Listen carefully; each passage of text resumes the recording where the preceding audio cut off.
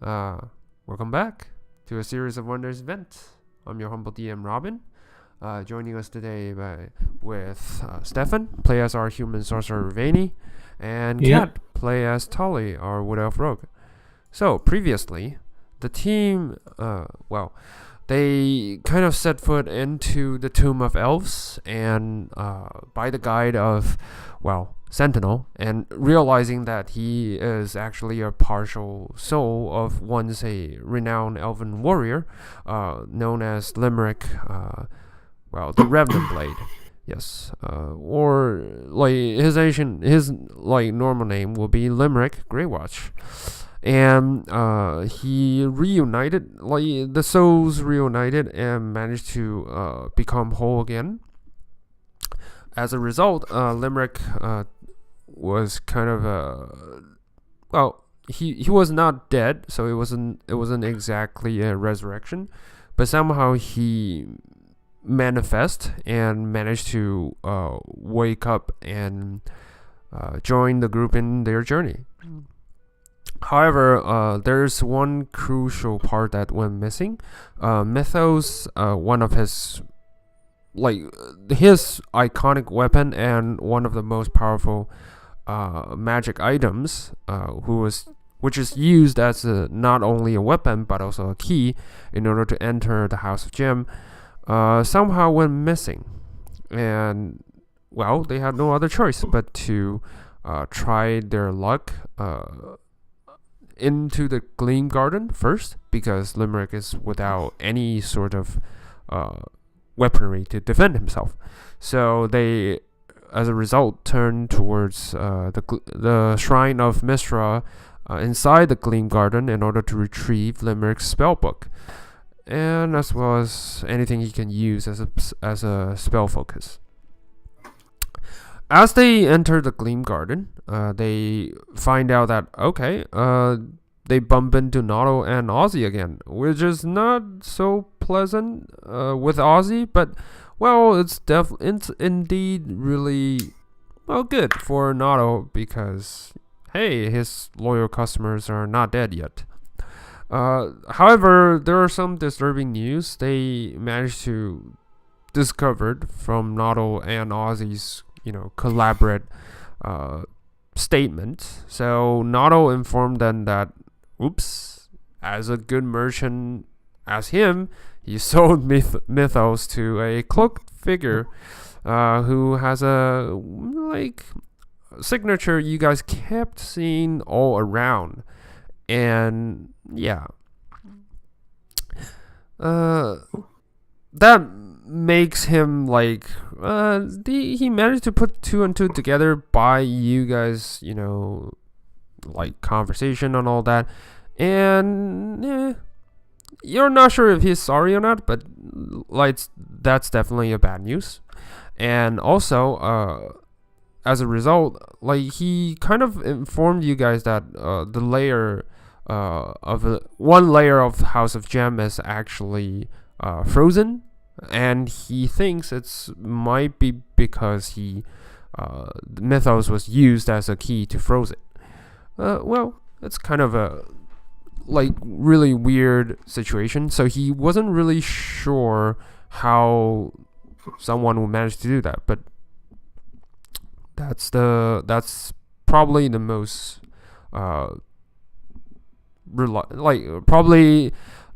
reason why this all happens. And the cloaked figure also mentioned seeking for a ring that's stuck on a skeletal hand, as well as a one-of-a-kind gem and a necklace.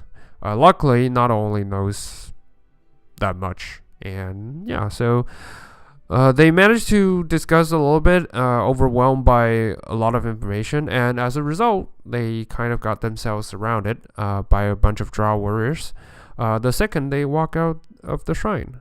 So, you're now standing outside of the shrine with 4 Drow warriors staring at you and surrounding you. Okay. What would you guys like to do? Hey there. Don't suppose you're here for the guided tour? Okay, so Rennie, you step forward and try to have a conversation with them. I would like the two of you can roll for like perception check to see if you sense anything different. Tali's got her hands up and isn't threatening them, if that helps Ravenu. Okay. And perception to see what's going on. Yes. All right. Perception, you said? Yes. 21 is really high, so. All right. 18. You both sense something like out of place. So, on one side, the two on the left is actually kind of these two. Sorry, I'm gonna just point them out for you. So, these two, the one that I crossed my red lines with, these two seemed with lack of a better term, seems like they are out in a trance like state. They are still holding their weapons up. They are still they don't seem to respond to your words, and they seem to be moving towards you. However, they seem to be really out of place. Like, their mind is not there. Like, their body is here, but their mind is vacant. And to your surprise, those two that are on the left and right side of you, these two, are actually, with their direction, they're actually facing their kind. The two that seems to have, like, an absence of soul of sort. Yeah. So they are not facing against you. It's more like you guys probably stepped in at the wrong time, and they are just defending themselves, maybe. So these two kind of moved forward, and sorry, I'm just gonna mark them with red dots so you would know the difference. Okay. These two stumble forward and gaining up against you, while these two immediately release. This one release crossbow bolt against this one. Let's see.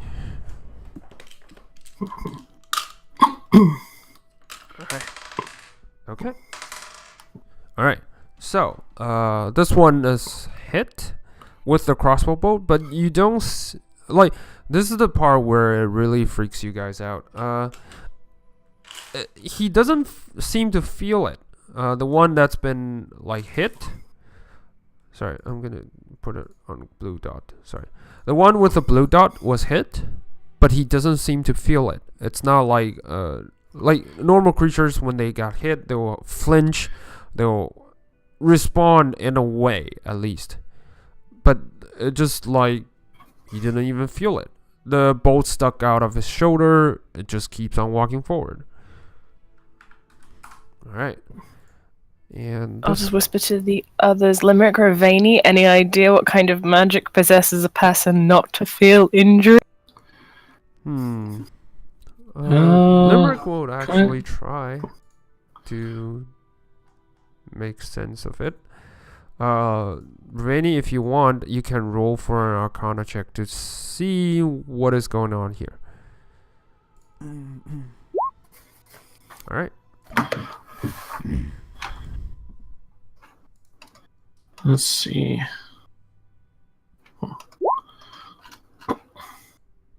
Four. Alright, Limerick's got a 15, so he you don't really know what kind of magic would cause this, Ravani. However, you don't have to know, because Limerick kind of alerts you guys and says, I don't think they possess their soul anymore. and that's a really bad sign. Stay alert. I never actually worked with drows before, but still keep your one eye open. And just and he draws There's his nothing dagger. you can do for them? Yeah. So I would like everyone to roll for initiative. This is a good time to roll for initiative. Limerick will try his. Alright. Rainy? Yep. Alright. 17. Not bad. High initiative round for us. Yes. Very That's nice. Really good. And okay.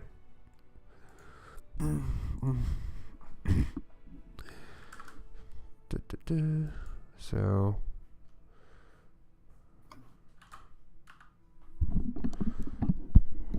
okay. Hold on a sec.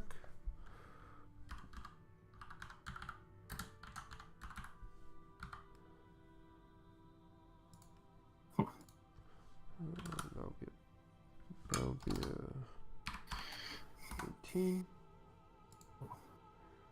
Alright, and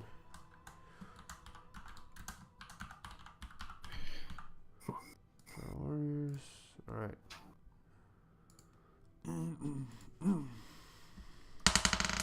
Oh, great.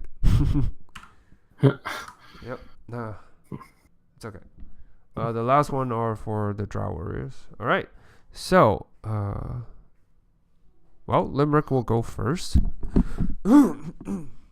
He will move slightly backwards, because he doesn't possess really melee combat appropriate weapons. The dagger will do, but it won't do as much as, well, magic for this instant.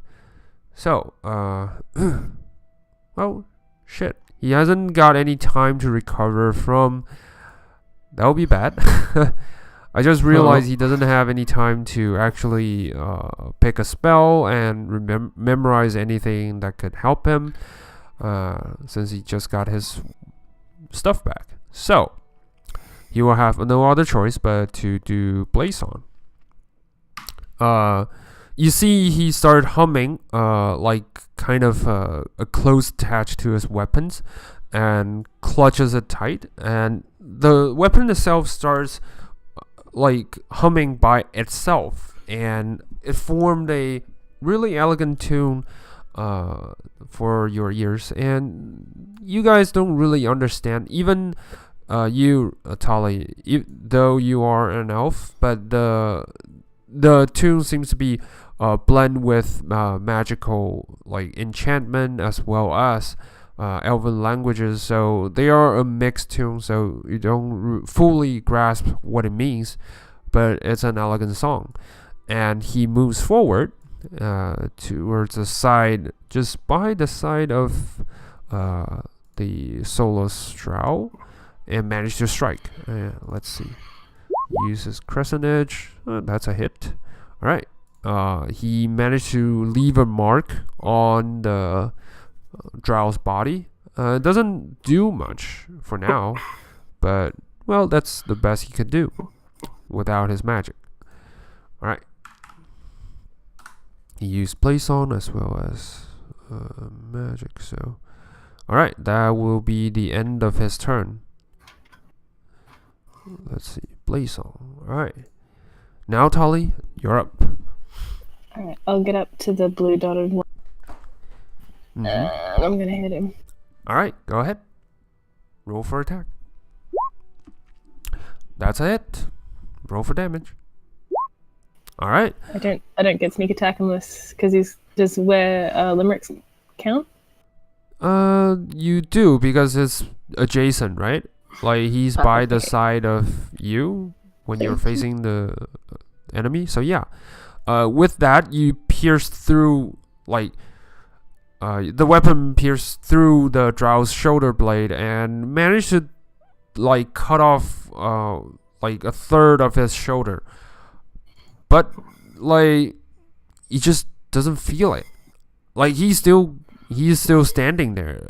Even with you cut off a large amount of its flesh, doesn't seem to flinch at all. All right. Is that all you do? Or do you... Thoroughly rattled, I'm going to disengage and go around the other side to kind of split the difference. See if they fall. That's smart. All right. You do that. So disengage, manage to slip through the grasp of the Drow and walk to the other side. All right. Now will be the Drow's turn. Hold on just a sec. All right. So this one, he doesn't seem to know that you slipped through his grasp, so he will move on forward and just try to attack Limerick. Let's see. Alright, he will use his short sword. Alright, that's a miss. That's a hit. Alright, 10. No, that's also a miss. So he swings 2 strikes in vain. And still couldn't hit Limerick. That's a 10. Alright, so this one is gonna move forward to the other Drow. That's a hit. That's a miss. Alright, so 2 strikes and managed to cleave the Drow, the Drow warrior on the side. A huge cut, like a really deep cut. Alright, that's a really deep cut. Alright. The blade sinks into the Drow's body. This one like kind of muffles like a small muffle of pain sound. And yeah, that would be his turn. Rivani, you're up. You're facing down this creature right in front of you. What would you like to do?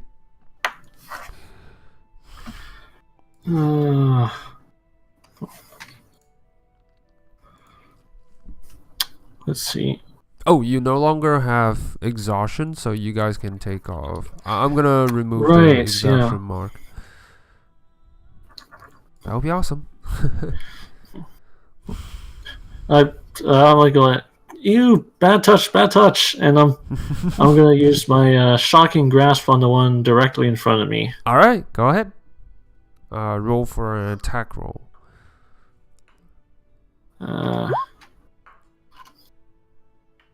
15. Let's see. That's a miss. Sadly, the Drow. When you're trying to grab its palms, you accidentally aim for the part where he lost, like, his flesh, and whoops, nothing. So yeah. I'm gonna use one of my 2nd level spell slots to Misty Step over this way. All right. You Misty Step away, and you're out in the clear. So. And finally, Charlotte is gonna start engaging the other 2 Drow over here. All right. So against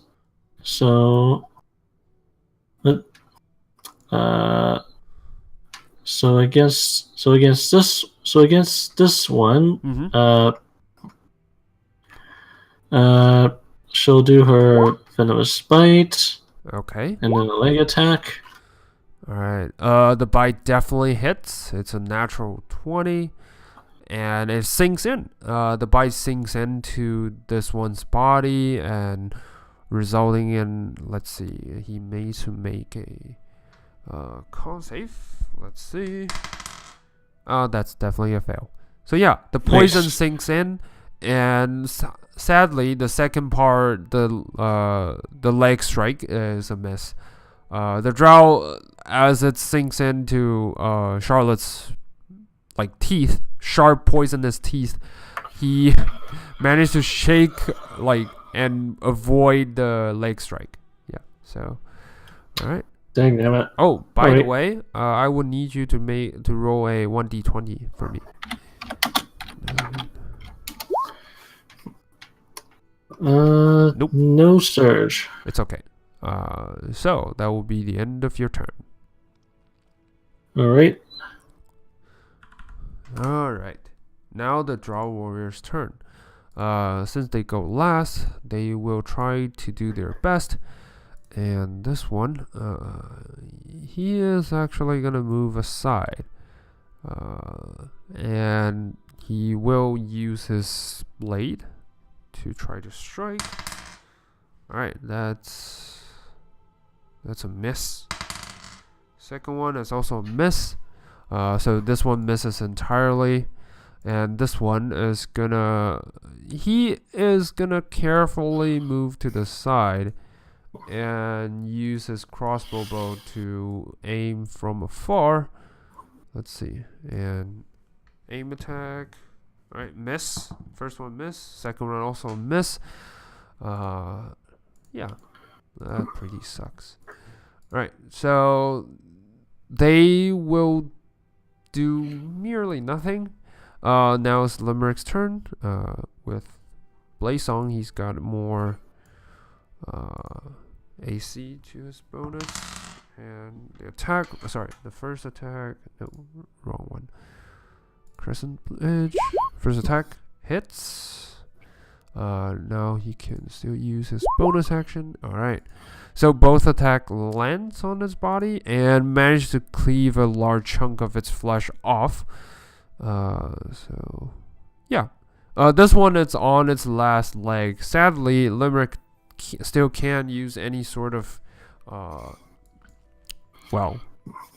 magic. So yeah. It's been a long time since he's entombed, so it's bad for him. Alright. That will be the end of his turn. Tully, you're up. That will be this one seems really damaged, so you can try to do your best. Try. Alright, that's a hit. You managed to cleave off the upper part of its skull, and he just slides onto the ground lifelessly. He is toast. Ding. I guess I'll move up to the next one and bonus action and hit him as well. Yeah, you can do that. You can totally do that. Alright, bonus action strike. That's a hit. Yeah. And just no sneak over 14. Yeah, the blade sinks in deeply and managed to, open up a large chunk of its body. Yeah. It's still standing, but it looks pretty rough. So this one is going to move towards, alright, the one, let's see, so there's 3 of you. Okay, he will aim for Charlotte, actually. First attack miss. Second attack is a hit. So let's see. Alright. Charlotte takes 8 points of piercing damage as the blade sinks into his body. Alright. And that will be it for the drow. And Ravani, you're up. What would you like to do? Okay, now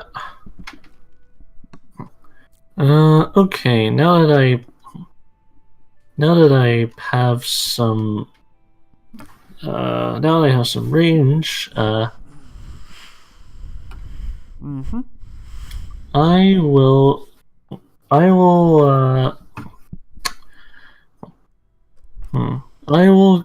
cast an acid damage chromatic orb using a 4th level spell slot. Alright.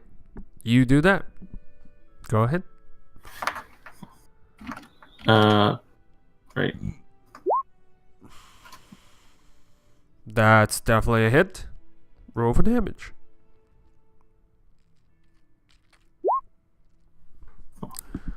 Alright. Yeah, you chromatic orb. With that, the bowl of acid kind of melts a chunk in its chest, and its body just lifelessly slipped to the ground. Totally toasted. Alright. roll 1d20 for me, just to see.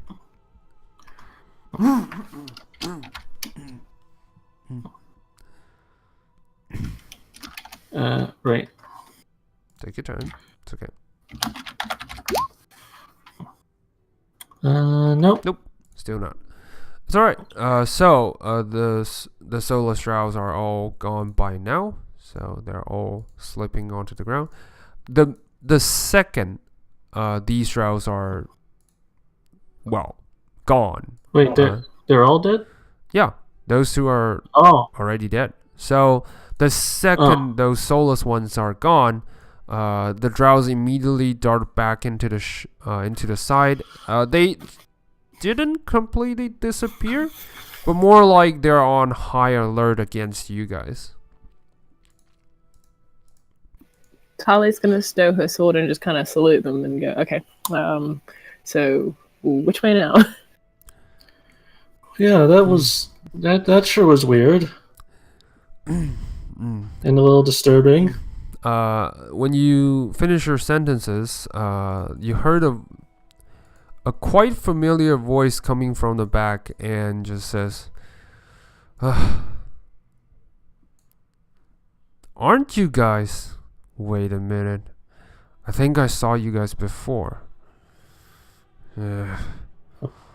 No, I've just got one of those faces. It happens all the time. You guys. And you see a female figure stepping out of shadow. She might once be really like attractive. However, a huge scar on her face kind of diminished the beauty, and you see the scar even lingers and like carves its way down to its chest, like her chest. You don't see the full extent of it, but you get a feeling that's a pretty not like obnoxious wound, and it probably is really hard for her to heal from that. And as she steps out of the shadow, she looks at both of you and just says, yeah, how could I forget? You're the prisoners. She kind of just gives a like really like annoyed kind of voice and just says, oh, don't remember me? I don't blame you. It's been a long time since we met. I mean, it's been a little while, and we kind of came up against a few other enemies. So who's your name again? What's your name again? Is that what you want to say? Yeah. Sorry. Who are you again? She looks at you guys like at first she's like completely disbelief, and then she just like, what does it matter? They're all dead. And she walks a little bit further and into a more bright like underneath the light coming out from the ceiling, and you can see her better by now. With the putting back together, you now realize she's one of the drow priestess that you guys first encountered when you guys were captured. That almost feel like a lifetime ago, when you guys were still traveling with a larger bunch of a group members. And this is Asha Vendry. She is one of the high priestess of Drow, Loth, and yeah, that's where you guys first met. You don't have a distinct memory of her because she wasn't the leader back then. The culprit who like captured all of you guys was one named Ivara, and she is nowhere to be found. But her second in command, Asha, that's the one you're seeing right in front of you now. Yeah. It's not like you Wait. guys get chummy or do anything together, or she tortured you guys or anything. But you definitely kind of remember by now. Wait, are you the jerk face who stole my first pet that long time ago? No, not that one. That was Ivara, and Asha was like her second in command. Like I said, Ivara was the jerk face, who steal your pet spider and also lock you guys all up, ready for sale. Yeah, but you guys remember that eventually it was a bunch of rocks, the devils that emerges out of nowhere and kind of created a chaos enough for you guys to escape. Well, that and a little certain paladins help. Yeah, for sure. Oh yeah. Yeah. Talis is kind of gonna look at it like, it was a while ago. I get it. You need to survive. No harm, no foul. We just like to carry on and conduct our business. I'm sure we're both struggling with whatever the hell is going on down here. You don't mess with us, we won't mess with you. Your friends were soulless, so I'd rather not deal with that. Oh, I'm afraid you have to deal with that no matter what. I don't want to make enemies Really? anymore. No, I don't want to make enemies anymore. The truth is, we are barely surviving. Ever since the little stunt your friends pulled. Well, I guess we all have our fouls, but... You were slavers. I'm not going to give you a pass. Well, I guess that's also true. I mean, yeah. That's kind of on you, so... Well, sort of, kind of. Ivara was the one to blame, but anyway.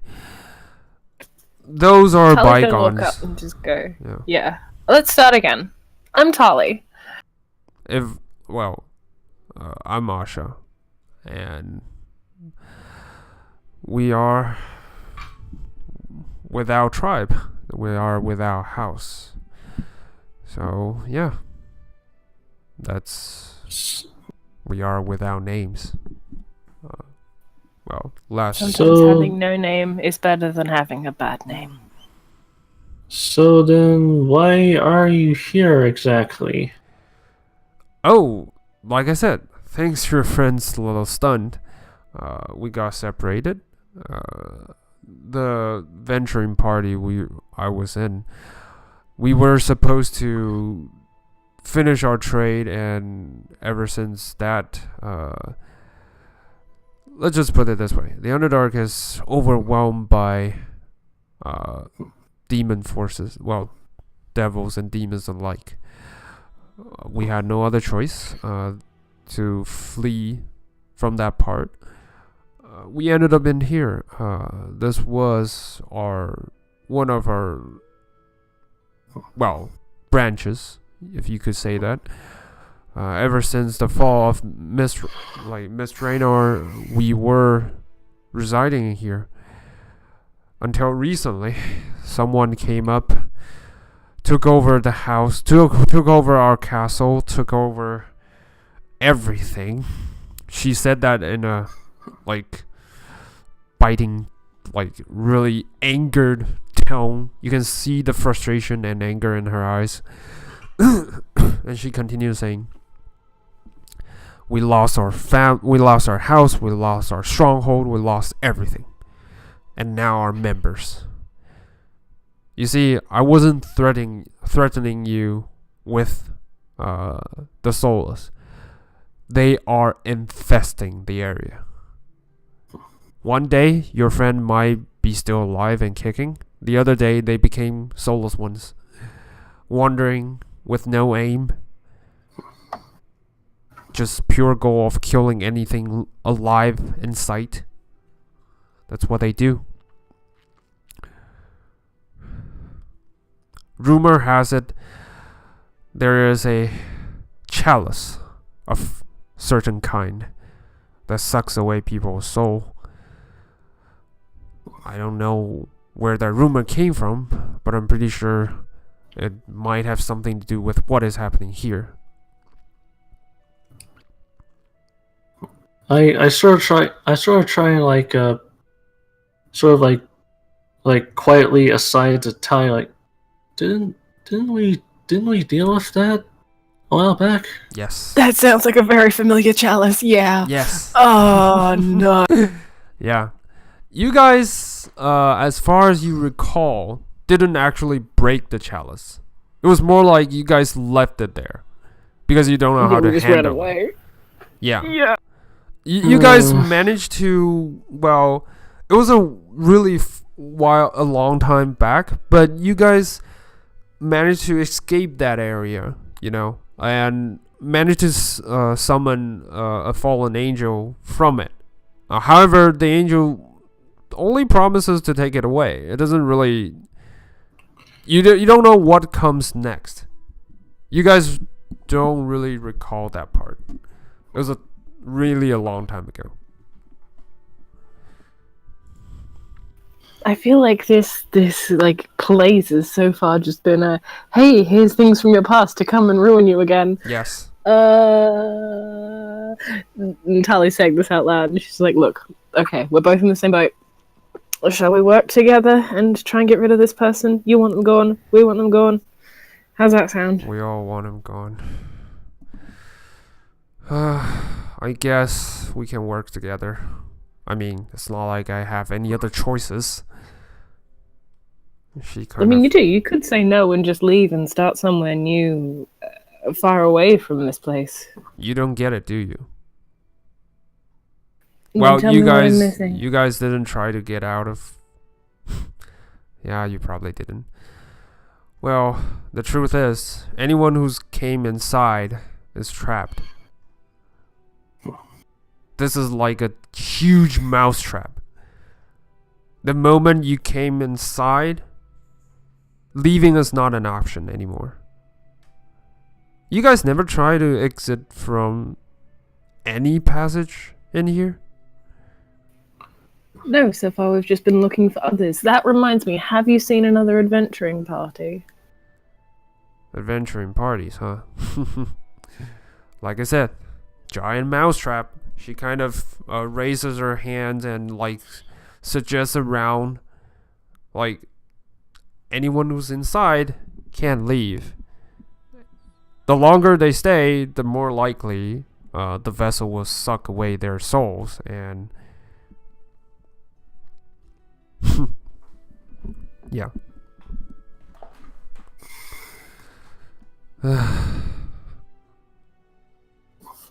Well, that explains why Noddle hasn't tried to leave. Oh boy. This is good. This is fine.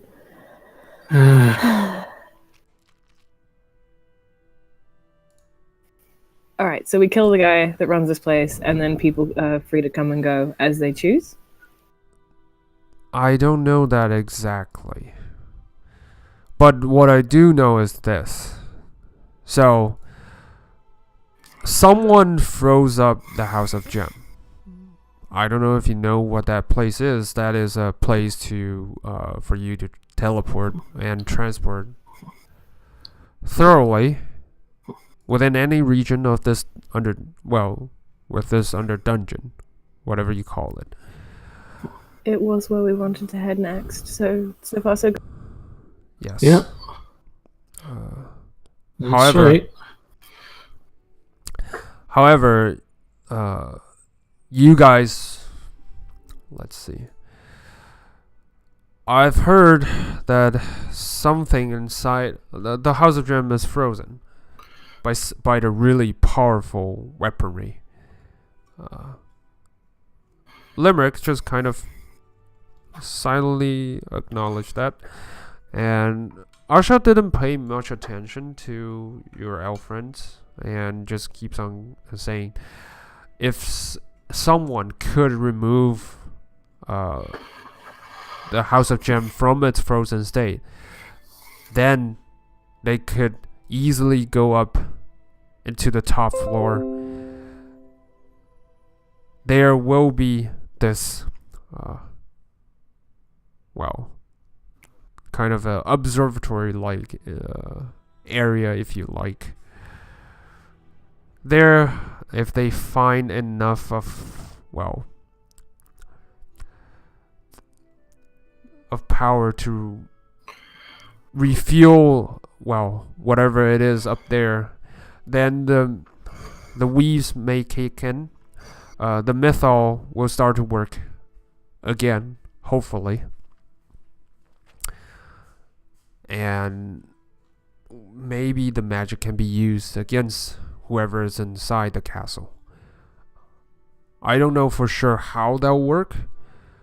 We managed to salvage some of the past knowledge, but we don't know how. And that is when Limerick kind of stood up and just kind of towards you guys and says, a moment on the side? Absolutely. Okay, so... You got cut off a little bit there. Yeah.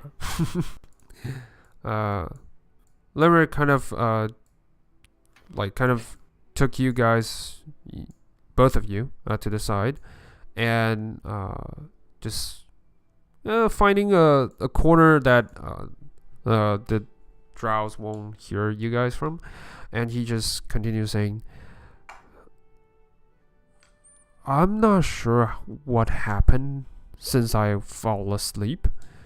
Well, entombed. But I think something is not right. How so? It's not like... I get it that they probably still haven't found a way to get past the defense, inside many areas. But I never recall there is a, center, whatever you call it, back in its day. Miss Drannor was, like I said, protected by Mythal. And Mythal is one of the greatest power of magic. Imagine this as a magic field that's weaved with all kinds of different kind of magic.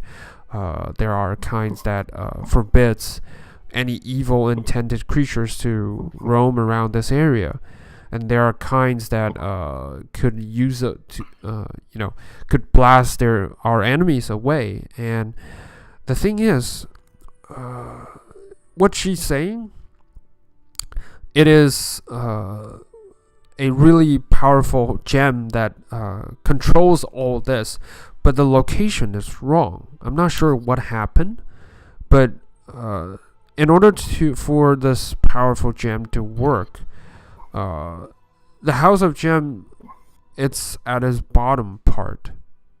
There is a circle at its bottom part, and that is where the gem of weave should reside.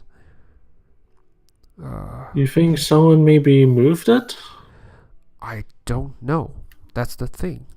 Maybe they encounter something really too powerful and too evil that they have to hide the gem. Like I said, I'm not sure. That was way before I was... that was way after I entombed, I assume. So... And the thing is, there's the other thing. If there's a other possibility, if the weave stone still...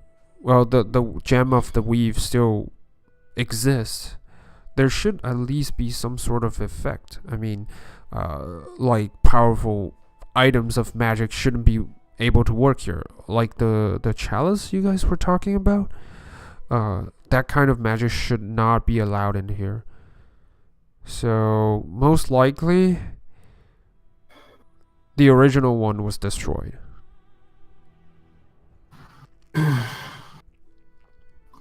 The original chalice, you mean? No, the original gem. Yes. This chalice you guys talked about, I don't know what it is, but I do know if the original gem of the weave existed, the chalice would not be allowed to get in here. Hmm. That that might be kind of bad if the gem got destroyed. We'll need a replacement. Limerick thinks for a moment and then just says we'll need a replacement.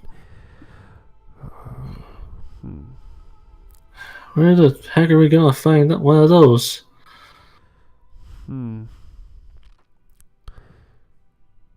He thinks for a really... This time he thinks for a really long and paused moment. And then he just kind of sighs and says, I really don't know, but I think we should go to the bottom of the House of Gem first. If we should remove the whatever frozen state it is, and then we can maybe search the area. I don't have all the answers, I'm sorry, but no, but that's a good place to start, is establishing what the hell happened. Yeah, I want to know as well. And we're going to the House of Gem anyway, so yeah, might as well. That is the only silver lining, I guess.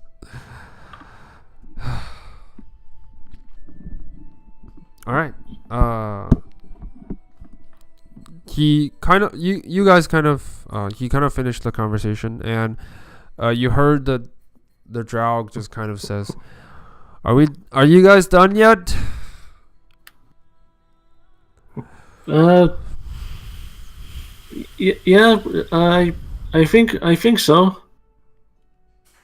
Yeah. And before you guys walk out, Limerick says to you guys, listen, I don't know how Drow's reputation have changed during the when I was entombed, but back at my days they are, most of them are, there's no other way to put it, they are evil. They are always have malice intent, and they are always scheming for something. So just be careful. Yeah. I'll watch your guys back, but just don't trust them too much. Yeah, I guess not, but as long as he doesn't try to hurt us, we might as well not try to hurt her for now. I guess so. And you guys walk out from your conversation, and yeah. Asha kind of looks at you and just says, you guys ready to go? Ready as we'll ever be, I guess. Alright. So, this, like I said before, every layer has a House of Gem. It is like a, what you call it? A polar mechanism or something that would let you travel through the area. And anyway, in this area, it should be on the far side of the northwest, and she kind of points the direction. Can you guys see? This direction. Yeah. And she was like, I will order my people to stand down. However, I can't guarantee the Solus will do the same. Well, in fact, I'm pretty sure they won't do the same. So, there's that.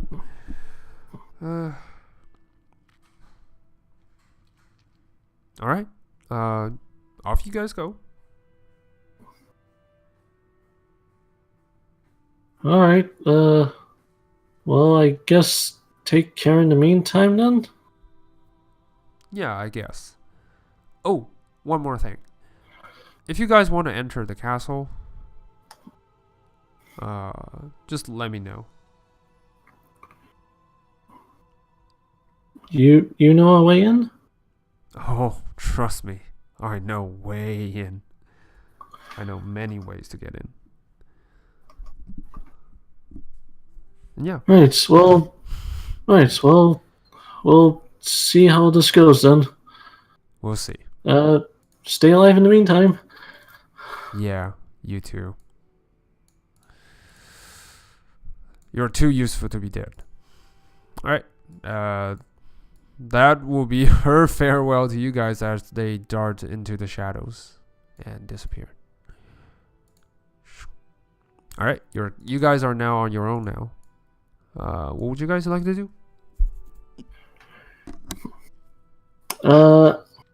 Well, I get back on Charlotte, and I pretty much start leading away in the direction that she pointed out to us at this point. All right, cool.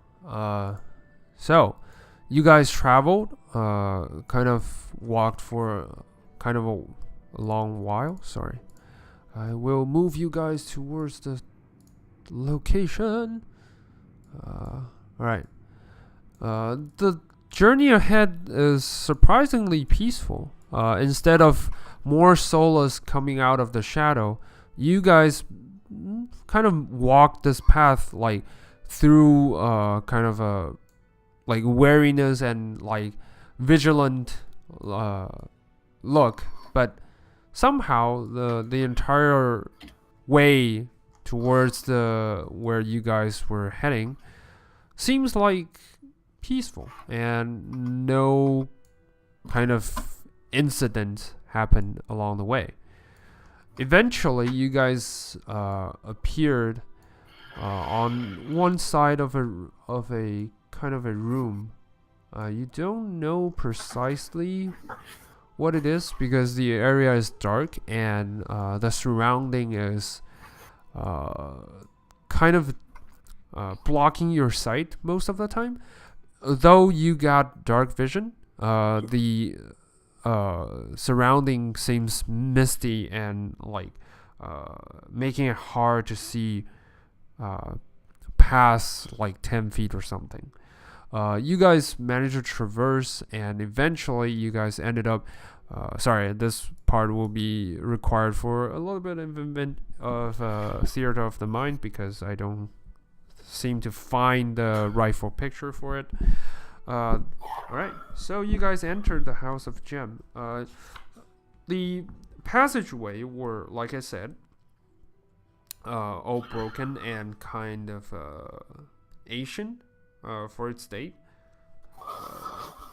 Along the way, Limerick also tells you guys how it was once a great, city, and how this part once used to be what. And you guys managed to find along the way some broken statues of Mistra, as well as broken bones and like skeletons lying on the floor. Yeah, most of them don't have anything valuable, more like they're just rotten and just been sitting there for a long time.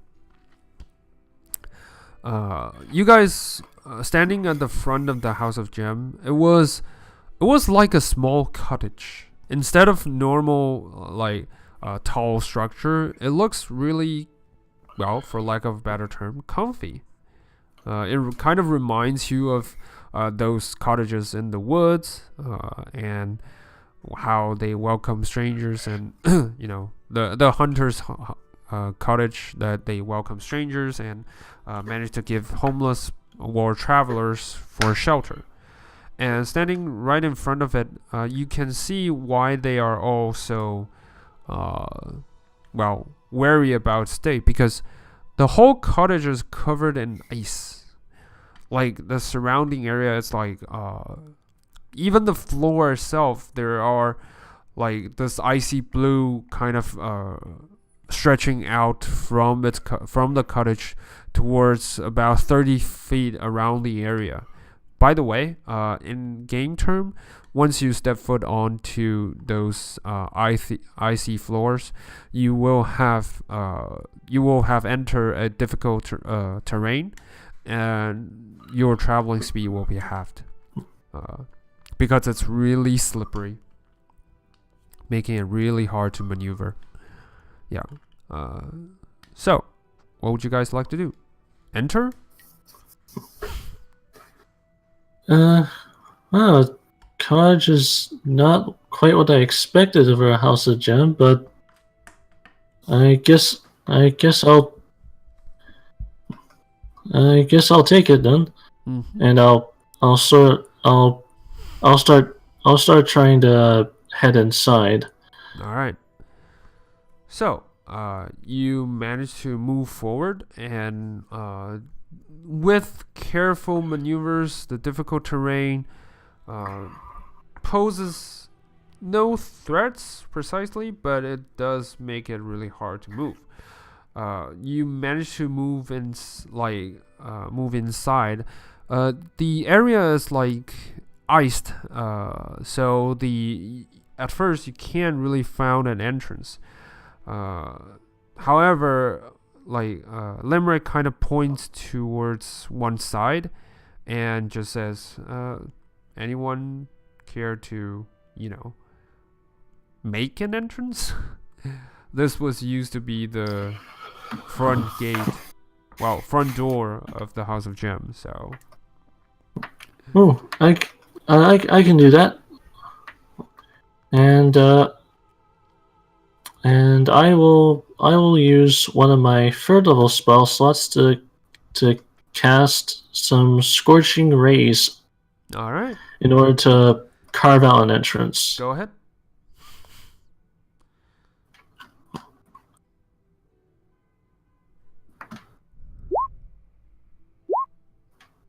All right, nice. So all of them hits. It's not difficult to hit. It's a standard building. So yeah, roll for damage.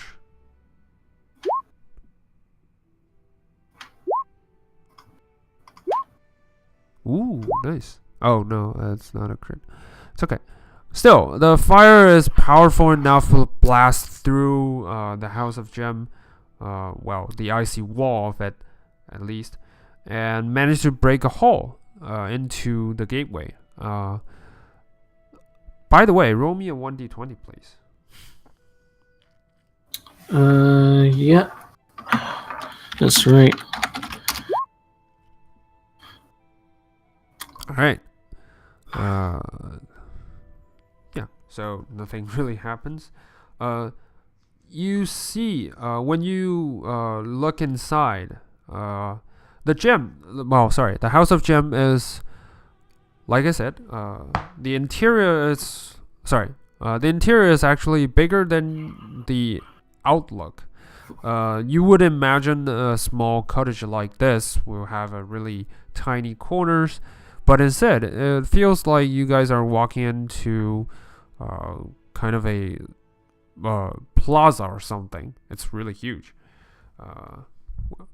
And once you walk inside, you notice that a lot of on one side of its wall there are frozen for sure. There are icicles from everywhere. However, on the top of it, on the top side of the wall, there are a straight line coming downwards, like a really straightforward line from the top to bottom. And you guys see, I'll just reveal this area to make it look like what it seems to be. It's not what it looks like exactly. I'm just gonna pick up the phone. Sorry, just phone calls come in. Just hang on for a sec.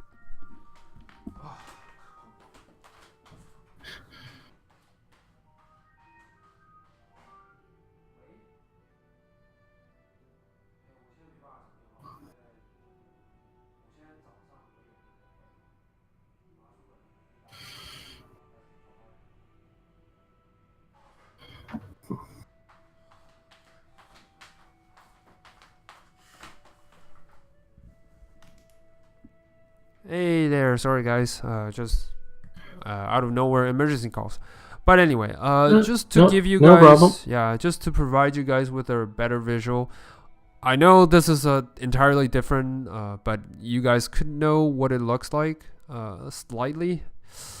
All right, so on this side of the wall, just imagine this. On this side of the wall, there is a top line from top to bottom, and this line are forged with numerous type of gems, from onyx to sapphire to ruby to all kinds of gems, emeralds, you name it. They are all on this side of the wall, from top to bottom, and they are though covered in thick ice, you can still see through occasional glimpse. They are carvings and ruins carved on this line, and at the moment there is a circle that's like on the back end. It feels like a drawing, but in fact it is circling in the centerpiece. So from top to bottom, there is onyx, there is sapphire, there's ruby. It is currently circling around the ruby part, and at the center of it, this is the wall. This is the part of the wall, and at the center of this room, there is a let's draw some shape. Let's see, regular. There is a round kind of a centerpiece. Sorry for the square, but it's actually a circle. But anyway, there is a round kind of a platform-like structure, or a panel if you want.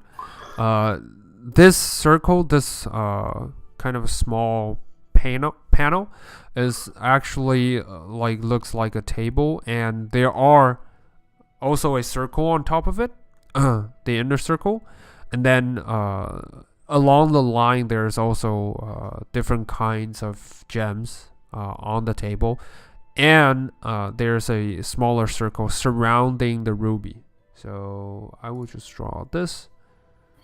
Sorry, it must be quite confusing when I say all that. So, sorry. Whoops. Not freehand. Oh, I can actually remove it. Okay. Delete. Alright, circle. So this is the inner circle, and then there is a small circle on the gems. Gonna put it to the bottom, to back. Sorry, I'm gonna move Charlotte away just so I can put it better. Alright, so there's it looks like this. So there's a circle surrounding one side of the inner circle. Alright? So yeah, everything is frozen. Everything in this room is like entirely frozen. And I would like you guys to make a perception check first. Okay. All right. Perception. Mm-hmm. All right. 19. You guys are so perceptive, maybe because the glimpse of the light and the flip, the image that flickers around the area. You guys immediately notice when you enter the room, there is a figure in the back, kind of a figure that's, at first you think it's frozen, but then you realize, oh shit, it is actually a phantom or a ghost of sort.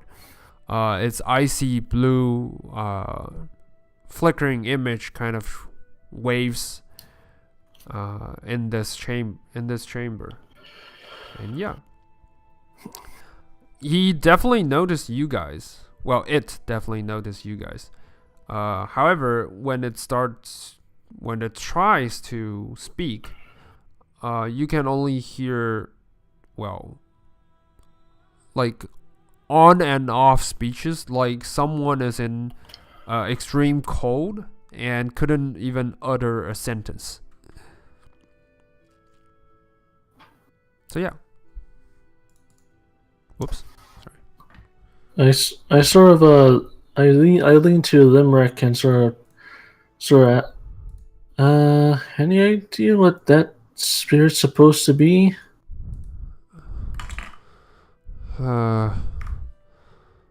Let's see. Limerick will try to do his perception check as well. Oh no, actually, he's gonna move forward and try and look further. So investigation. All right. He moves forward. Make a really good examination on the phantom, and you see his facial expression turn from. At first, it was like wondering because he doesn't really know, to shocking understanding of what had happened or who this is, and then to a really sad expression on his face. He paused for a really long moment before he finally starts to speak again. And then he says, This was once a really, well, how should I put this? This was once my friend and a really good, well, king of the dwarves. Yes. I didn't know what happened to cause him to turn, because he was still alive when back in my days.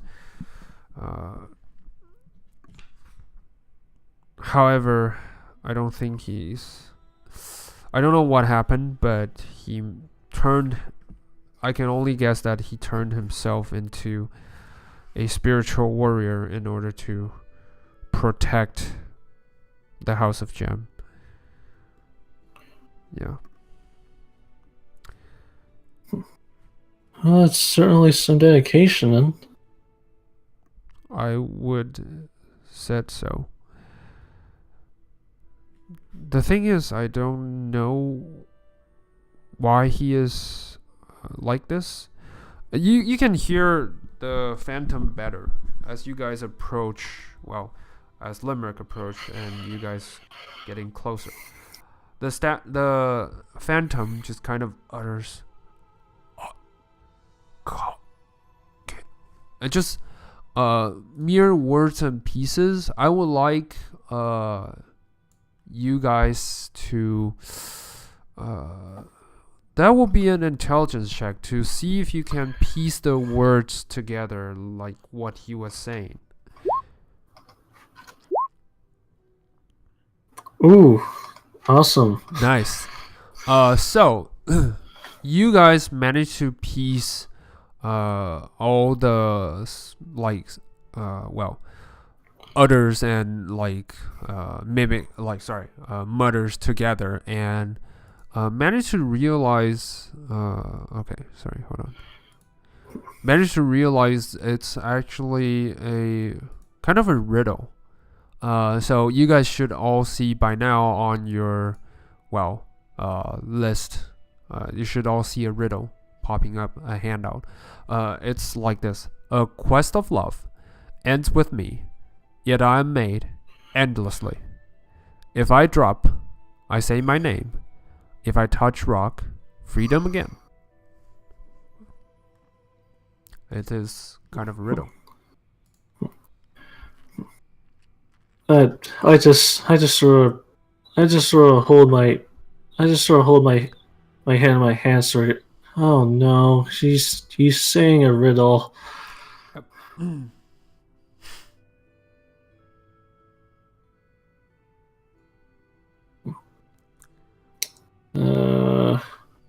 The quest of love ends with me, yet I am made endlessly. If I drop, say my name. If I touch rock, freedom again.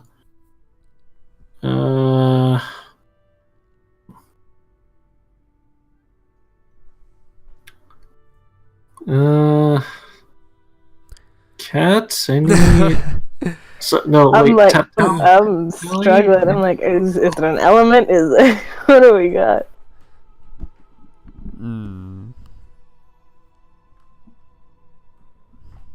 Well, it's something to do with love. We can tell that much.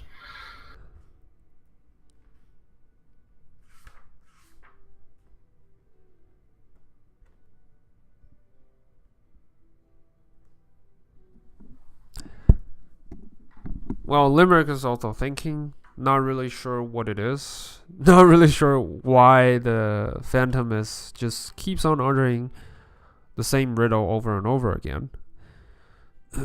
So,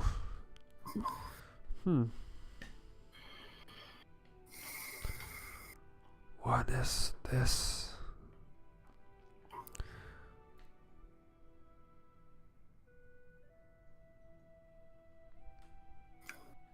Ideas?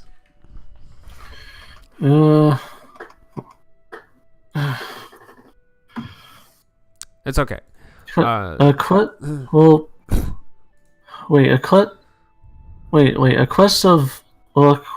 of love ends with. Maybe he's talking about marriage. Huh? You say the word marriage, but nothing seems to happen. And I don't think marriage touches rock. Limerick just kind of says, I don't know too. Well, okay, so a quest of love, maybe it's more like till death do us part kind of thing. So in the marriage, yes, but like they're together forever, and then. But it says a quest of love ends with me. So Limerick is just joining into the conversation. It just says, please, Limerick, any ideas? Yeah, no, I'm just saying a quest of love ends with me, but marriage doesn't end with, right? And yet I'm made endlessly. It doesn't seem like marriage. But maybe it doesn't end.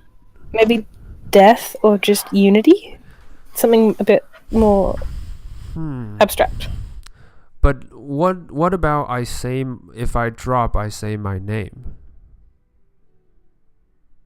That's the most confusing part. I mean, you can say unity on the quest of love. You can say like love or reunion is made endlessly. But what about the third part? If I drop, I say my name.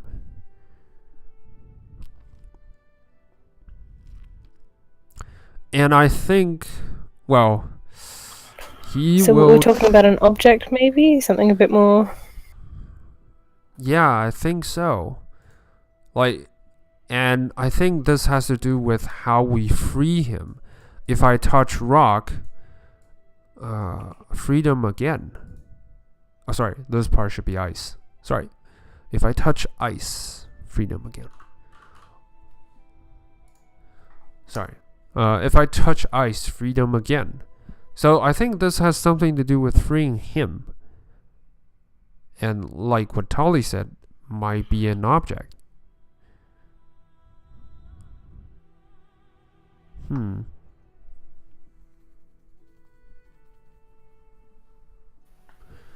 What sounds do things make when they fall?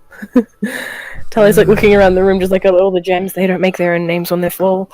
What is it?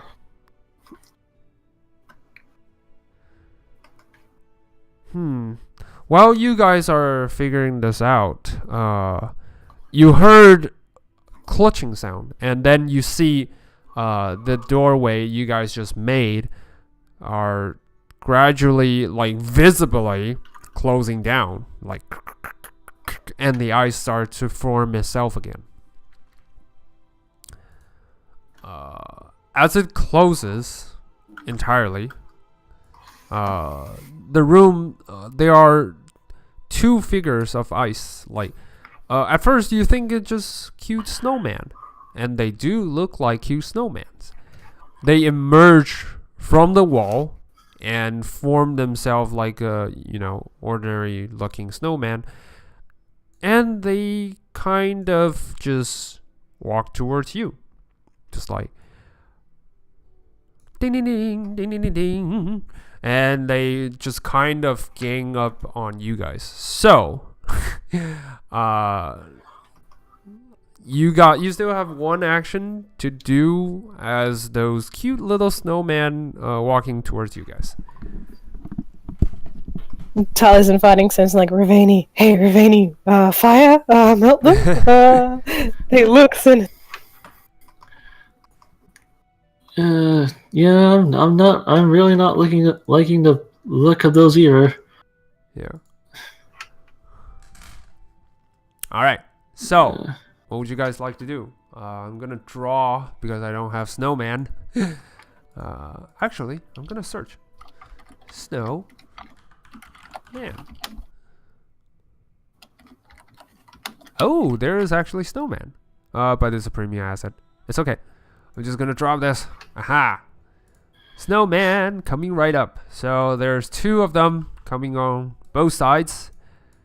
Just moving slowly towards you guys. When I say slowly, it's really slowly.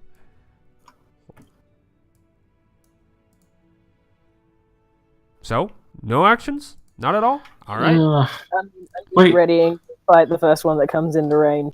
Alright.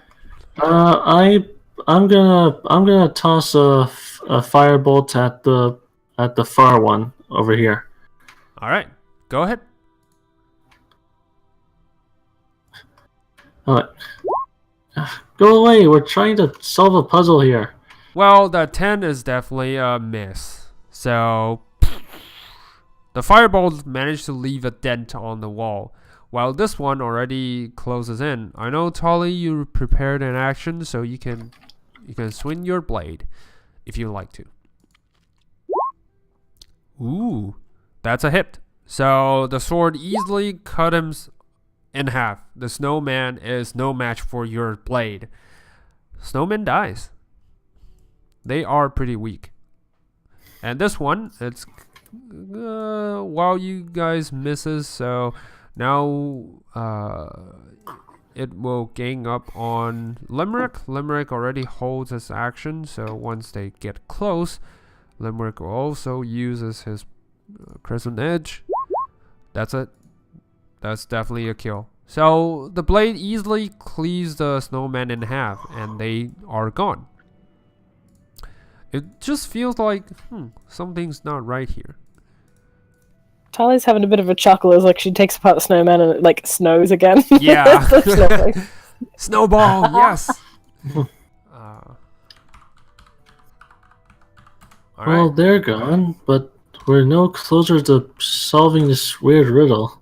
Yeah, and now the gateway is closed. So Okay. the doorway you guys created before is now sealed.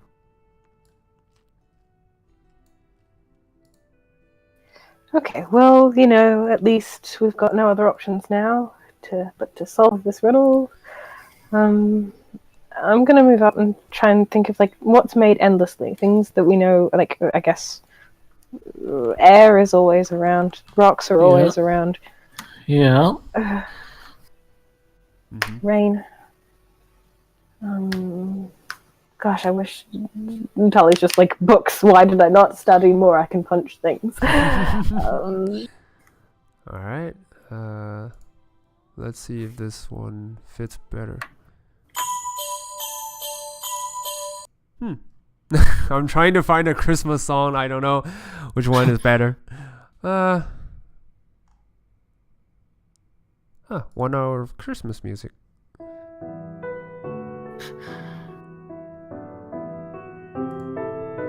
That would be nice. So you guys just keeps on hearing this the whole time. Yeah. So yeah. It should be quieter if I put it on. Yeah. Is water made endlessly?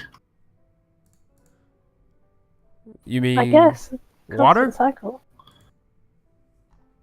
But why does it present love?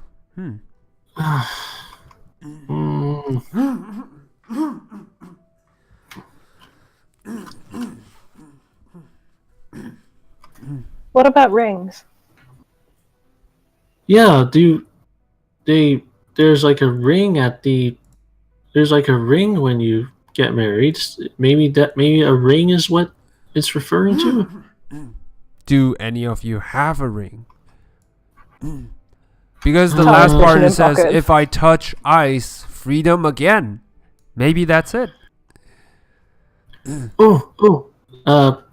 I'll actually show my the ring of mind shielding that I have on my person. Nice. I have this. Would that help? I don't know. Maybe. Let's try it.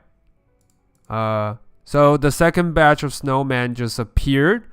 You got one action. The second batch of tiny snowman. This time they seem a little bit bigger. Tali's like, I got this. Go melt our friend. So yeah, Ravani, you are, let's see, you are about 15 feet away from the phantom. You can try to go for it. I'm gonna go towards the phantom then. All right. You walk on forward. That will be your action. The snowman will move on forward. Tali, you can make a swing because it's right next to you. Go ahead. All right. That blade is a hit. Roll for damage. All right. You cleave the snowman in half. This time you feel a slight more of a resistance. But you still manage to cleave it in half, which is good. They're getting harder. I Yep. think the longer we take, the worse this is gonna get for.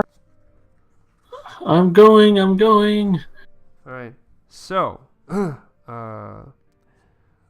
as this one moves on forward to Limerick steps forward and make a swing himself. Swing. All right.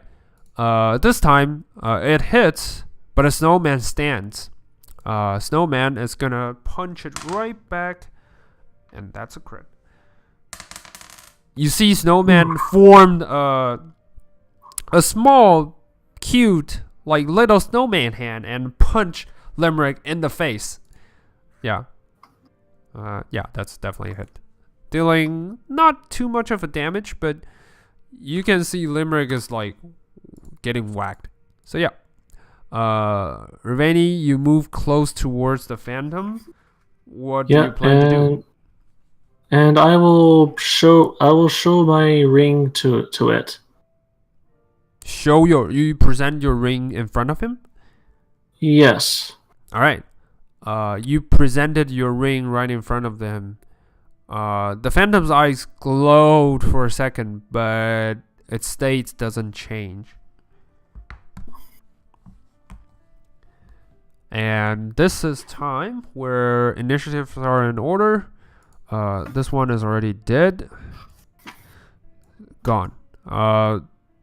Everyone roll for initiative, please. Initiative. I shout back. I don't think it's working. Put the ring on his finger. See if that works. Okay, I guess. 11. All right. Oh, he's got an 11. Nice. Wrong initiative, but anyway. Initiative. All right, cool. Limerick should only have 11. Snowman, let's see. 9. Sorry, that's 12. All right. Descending. Tali, what's your dexterity score? It's 20. 20. All right, you go first. All right. So Snowman is getting up on Limerick. What would you like to do? I'm gonna stab it. All right, you lunge forward. Oh, by the way, you are not right next to him, So since the table is blocking your way and the area is difficult terrain, you can I'll use... dash to get around the Yeah. table, so I've got my full 35. Yeah, cool. All right, you do that. Nice. And manage to maneuver to the side of the snowman, and that's a hit. The sword hit, that's a clean hit. You manage to cut it in half. Like I said, it feels a little hardened this time, and the snowman is out of your way. All right. Tally is still giggling. The snowfall is like, it's hard, it's funny, it's nice, it's nice. Yeah. Limericks just gently like rub his cheek, and it's like, not so fun when you got hit in the jaw. But anyway. I have a feeling it's gonna be less fun in about a minute. Yep. So, Vanny? Yeah, I'm gonna try and I'm gonna like slip my ring off the same ring off of my finger and try to slip it onto the apparition's finger. All right. The moment when you try to place the ring, well, the moment the ring its surface touches the phantom, you can see the area kind of. There's a large sound of a cracking noise. As you can see, the surrounding area of the entire frozen house of jam, the large crack just appeared out of nowhere. Kind of like an egg. You guys are kind of like inside an egg, and the eggshell just kind of cracks on its own. The entire area just kind of shakes for a little bit, and the large amount of ice just kind of breaks and falls onto the ground. It, for a slight second, makes it really hard to stay in the room because everywhere there are, icicles as well as, large chunk of ice just falls off from the wall. But eventually, as everything settles down, you see the surrounding area is no longer covered in ice. And there is a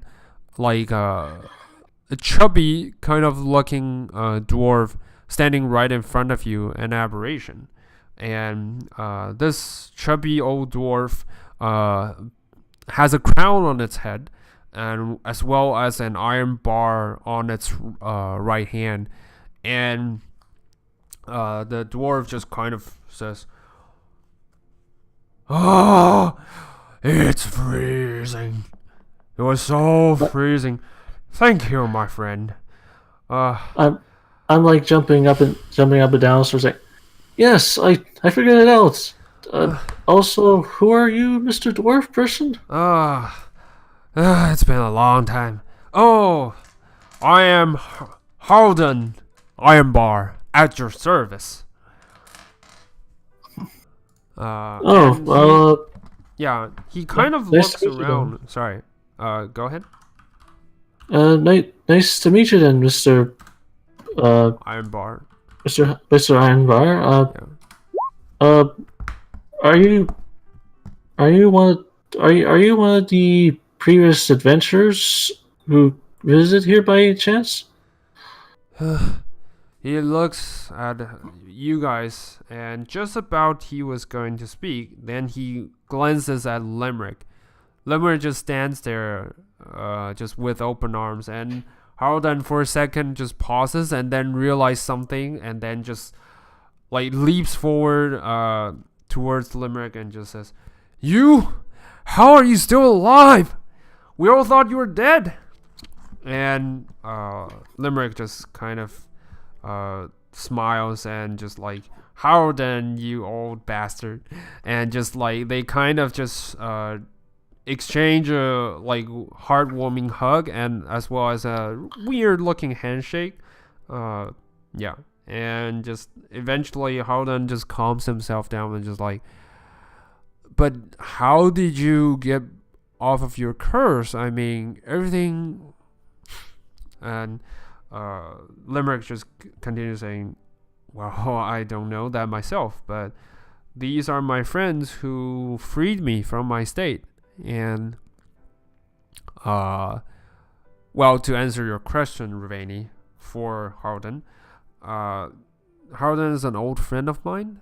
He was definitely not any adventurers. He was once a king. And still is. Harden just continues, and they finish each other off and just laughs.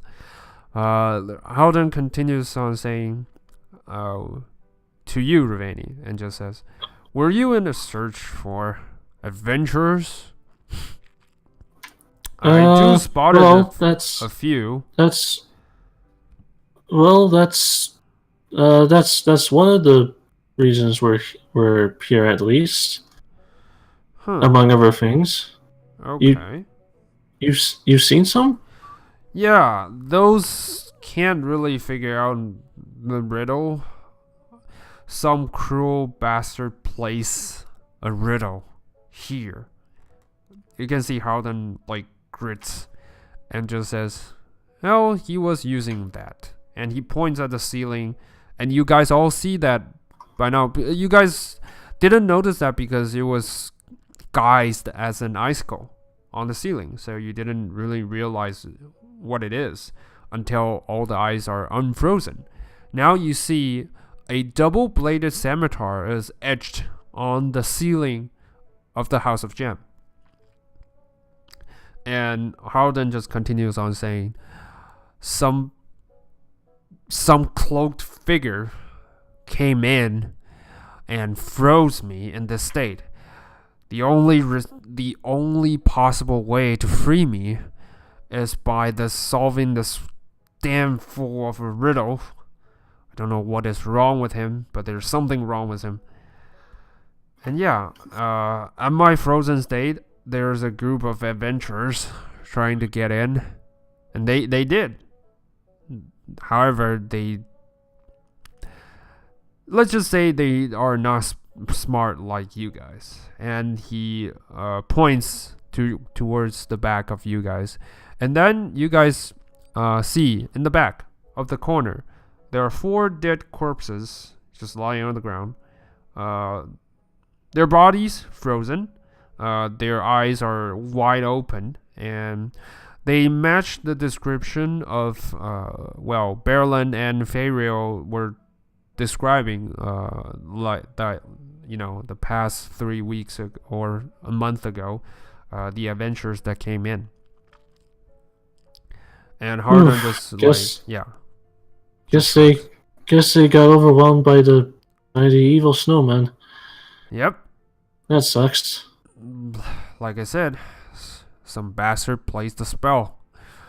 Yeah, and the snowman, the snow figures, they don't came in numbers for sure, but they get really, really strong over time, and they grow resistance over time. So you guys were lucky to solve this at the first glance. After 3 rounds, you guys will wish you guys are not here. But anyway, yep. Well, you guys solved it. That was far closer than I thought. Yes. Are they going to keep coming now that the riddle's been solved, or are we okay? Not. I don't think so. But just to be safe, Limerick, old friend, mind retrieving your own weapon? Limerick just looks up and just with pleasure, and he leaps. He will need to make a acrobatics check. Give him a boost to give him advantage. Oh, okay. Sorry.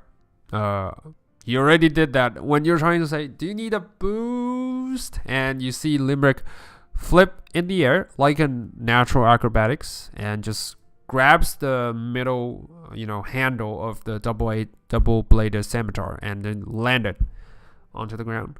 Yeah. Just oh, sorry, my dear. I wasn't... Nope. Yeah. Nope, just kind of oh, wow. No, you didn't need me. That was... Yeah. Sorry. But, yeah. I'm glad to have retrieved this. It's been a long time. And he patted like it's his old friend. Yeah. Well, it is, in fact. And then Harden was like, okay, so, you guys, why you guys came in here? I mean, ever since everything's marred and it's gone, we no longer have the gemstone of the weave, making everything extremely hard. Making that bastard of a wizard came in here and froze me. Well, why do you guys came in here? This place is no longer what it was. Howden just looks at you guys. A couple of reasons. I'm trying to remember what we were asked to fetch. You guys were asked to, for Nado, it's a scroll to triple his wealth. For Berlin is to help those traveling adventurers who you now see are all gone. And Berlin also mentioned something about restoring the balance and, restoring Mistress, glory and helping the city. And for your family, the ideation was simple, to scout, to locate the gemstone of weave, and to kind of relocate this area. In order to anchor Lux, you will need the gem of the weave in order to as a power source. It was like that on Lux. However, instead of a gemstone, they use a song dragon, the ancestor of Bree, as an anchor. So yeah. So you guys need to retrieve the gem of the weave in order to bring it back to Lux and have them kind of cast magic on top of it and bind those two locations together. So yeah, that's your primary goal. So we'll sort of start explaining that that in general to Harolden. Yeah, Harolden just kind of nods and saying that we need to find a gem for the sake of keeping another city from not plummeting to certain doom, basically. I think that would be a good idea. However,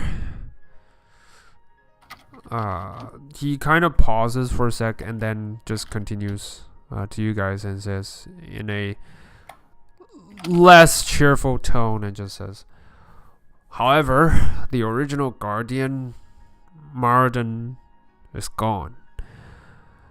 The magic that once bind this area is diminished. If you guys seek another gem, if you guys seek the original gem of the weave, sadly, there's no more.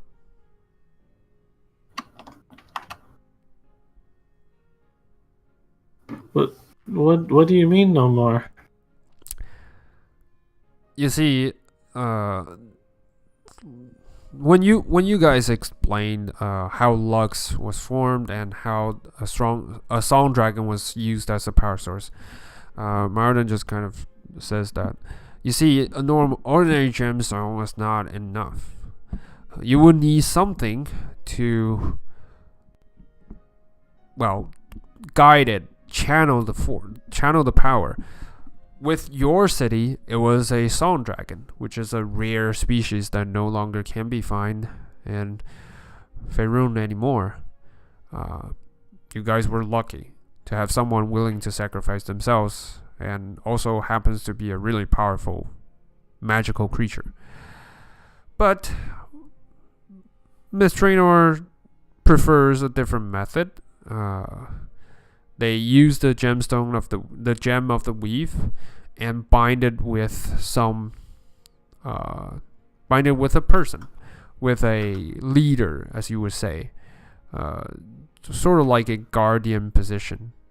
We call that the guardian of the mythal, and that is where you guys remember that name has been mentioned multiple times by either Limerick as well as Berlin as well as Faeril because they all mention the past of Miss Drannor and the history. And then Halden just continues on saying, without Marlden, the original guardian that guards the gem of the weave, the city plunges into darkness, and, well, let's just say we no longer have a guardian. And without the guardian, the gemstone cannot be channeled, and frankly, I don't think the gemstone is there anymore. You see, before I was frozen, this cloaked figure not only just cast a spell on me, he also made me tell him where the original gemstone is. And to my best effort, I shamefully said I can't disobey him. He must have done something to me that forces me to talk. And I gave away the location of the original gemstone. And now you see the results.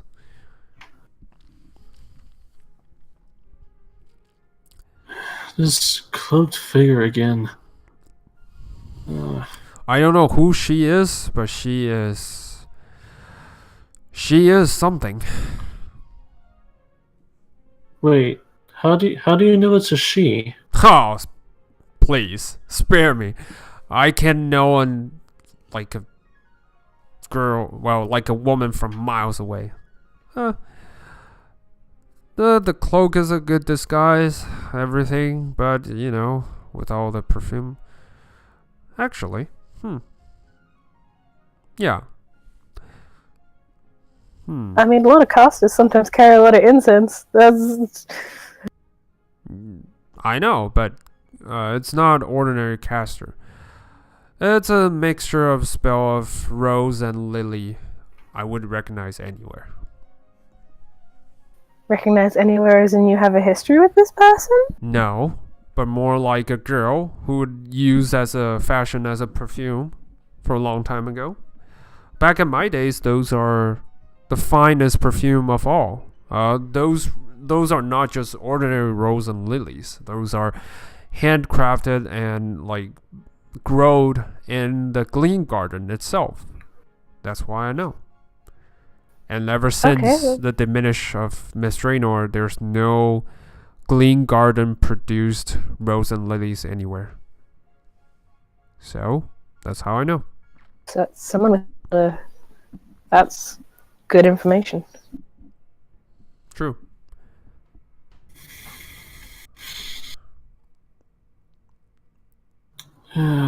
Limerick So just now kind of pounders, yeah. So now we gotta find someone else who knows.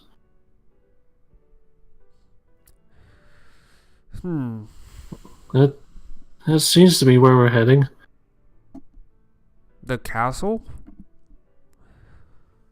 Yeah, it seems like a. It does seem like a. Seems like a good place to find someone who would know. Who would But know? but with everything we've already seen, I'm kind of afraid to know what's actually inside that place.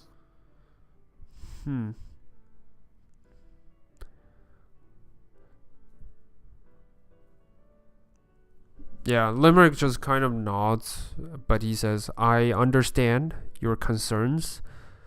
However, this was once my home. And this still is my home, no matter how ruined its state is. If you wish to leave, I understand, and I wish you nothing but well. However, I will have to save my home. And now hold on there, Limerick. I wasn't saying we were gonna turn tail and run.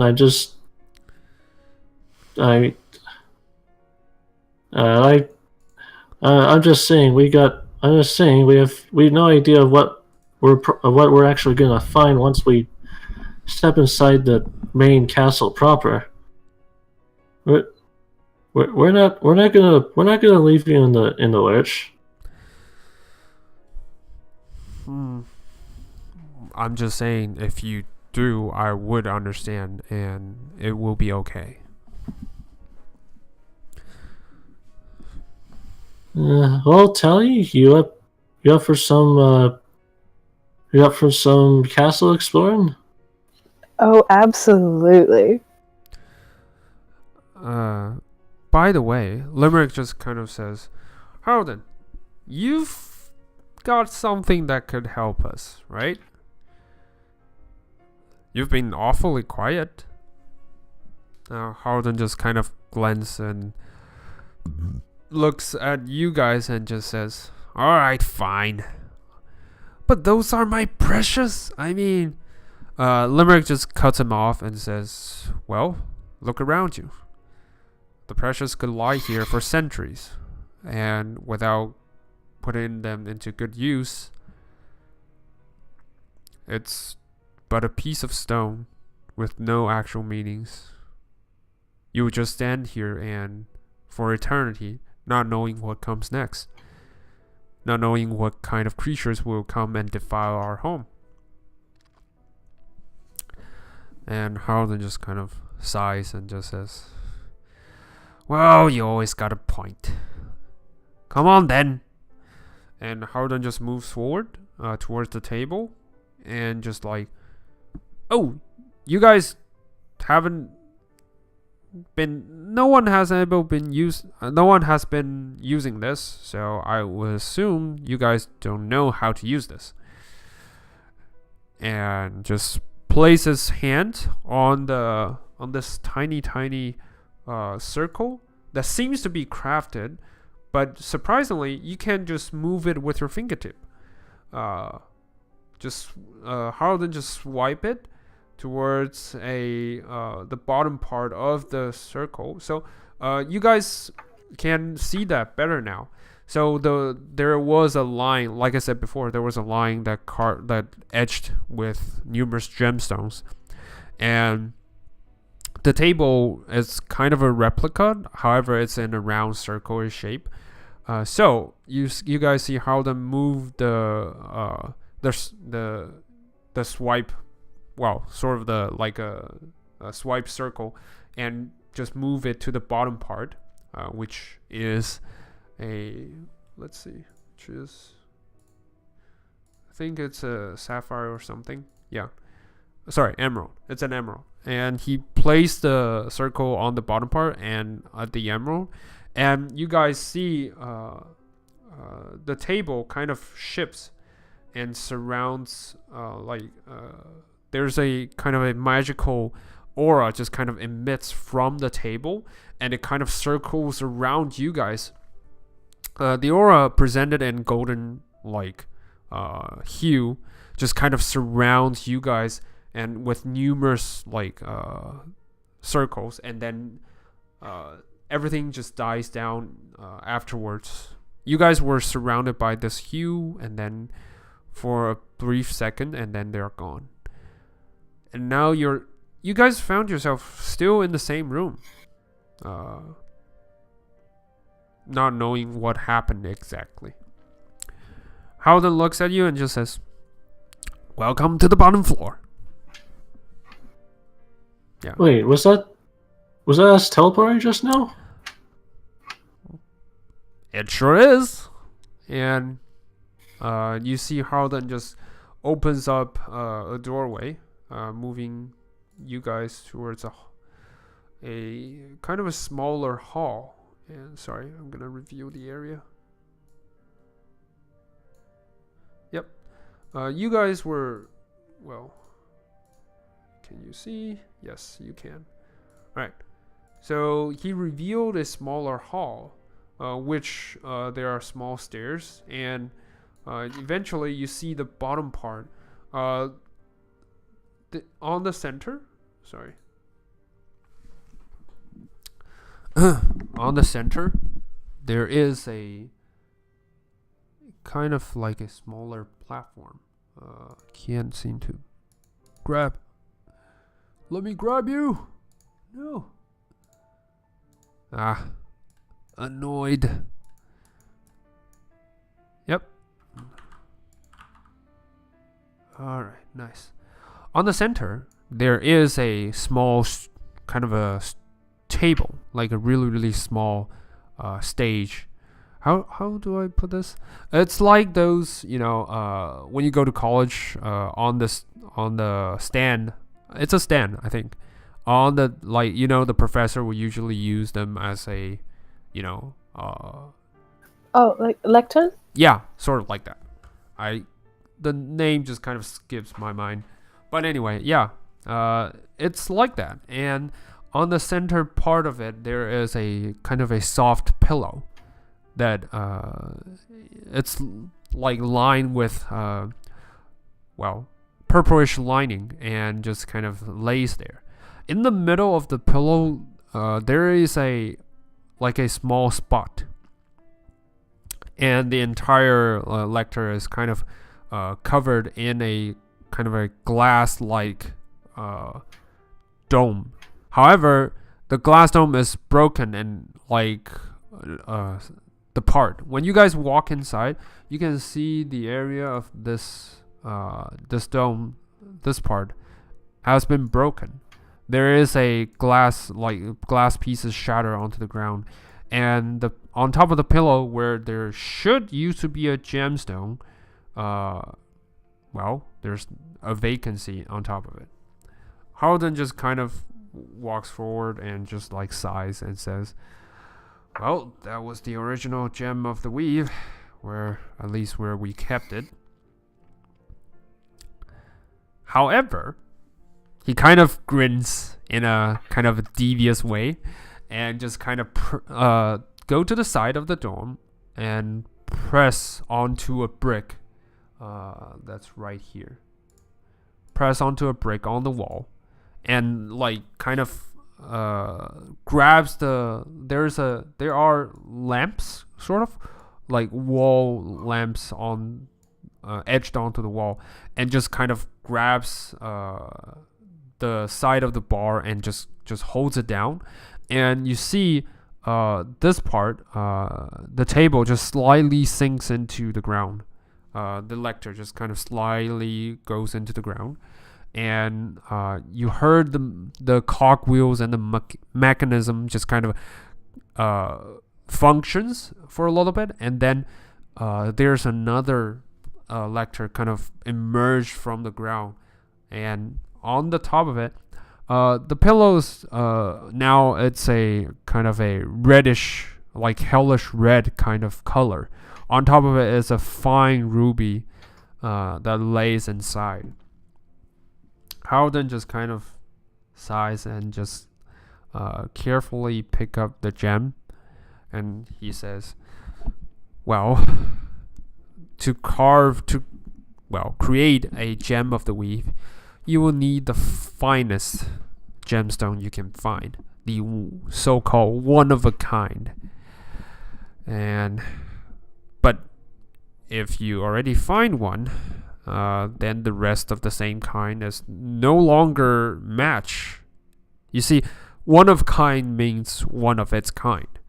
So the last one was a sapphire. It was a one-of-a-kind sapphire, so we can't use it anymore. But we do keep replacements and holdings, such as this ruby. And then he presented to you guys. You guys see the ruby is in such a fine shape. It will it's like nothing you have ever seen in your life. Tali, even you are a royalty now, and you reclaim your birthright, and your uncles and auntie, they are more than happy for you to visit their vault and everything. So you have seen quite a few of what's inside, and there's nothing, not a single ruby that can match this one. This one, it is in fact one of a kind. And then Harlan just kind of gently hands it over to you and just says, be very careful about this. Once you reach the castle, you would notice that on the throne room, inside the throne room, on top of the throne, there should be a vacant spot that once used to place the sapphire, and now it's gone. Now it's been taken. You will need to replace this ruby with that sapphire. And yeah, you would need someone to sit in the chair to control it. Top room, vacant spot. Alright, alright, got it. Yeah. Inside the throne room, on top of the throne, a vacant spot. Yes. Right. Alright. Once you have someone sits on it, that certain someone will become the next guardian, and he will possess the power to control all the residual magic. So you guys will have a fighting chance against whatever that woman is, or that female is, whatever that is. Yeah. But beware, she is really powerful, and she already has the original one. So, like I said, be careful. Well, we've been in tense life or death situations before.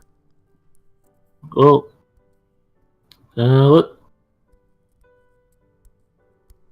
Yeah, you guys we'll seem just capable with hands. Yeah. we'll do the best we can. All right. Now off you go. Right, let's get out of this place for a bit. Yeah. Limerick just kind of nods towards Harden and just kind of like, once this is over, we need to chat. And Harden just kind of nods and just like, once you get back, we'll need to drink. Yeah, and yeah, you guys leave the House of Gem behind. So this is the like I said, this is the bottom layer of this dungeon. Where would you guys like to go now?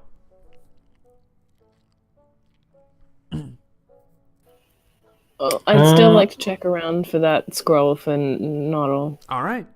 The scroll will be at the top, platform, which is also where Noddle's scroll resides, which is also where the drow says the gemstone will be.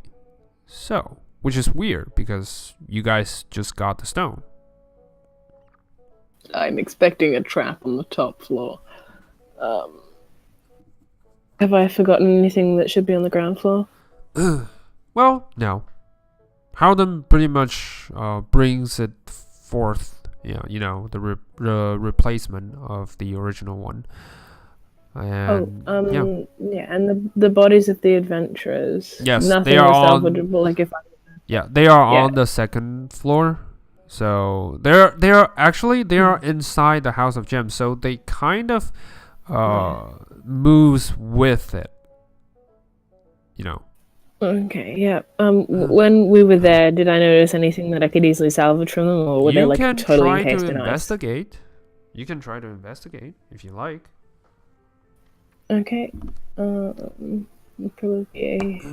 Where's my list? Okay. You find nothing. A lot of stuff are just frozen in ice. Well, or maybe it's because they are so frozen and stiff. No, sorry, not frozen in ice. The body is so frozen and stiff, you don't think you find anything valuable there. Plus, they're disgusting. So you know. So nothing.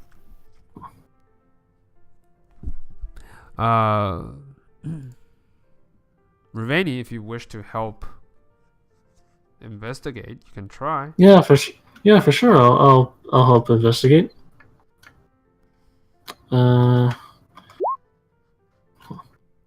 17. Okay. Nice. So, while Tali is searching the definitely impossible locations, you, on the other hand, notice something different. You do know that, well, let's see. You do know that on the bottom part, there is a kind of a weird looking gauntlet. Like, the rogue character seemed to have it on her hands. I'll sort of just sort of gingerly slip the glove off of her hands, and I'll bring it back to Tally. Say, so the rogue had this fancy glove looking thing. I mean, she's obviously not gonna need it anymore, so maybe someone else will find a use for it. Maybe.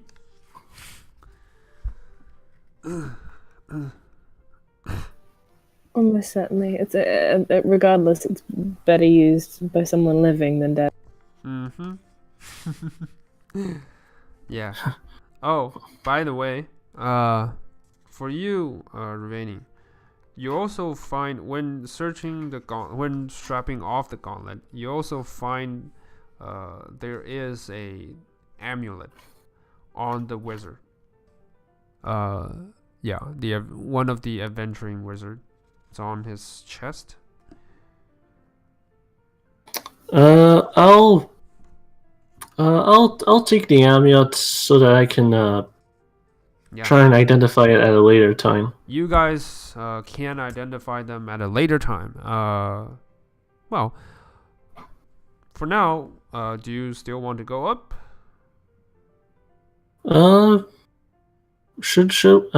We can.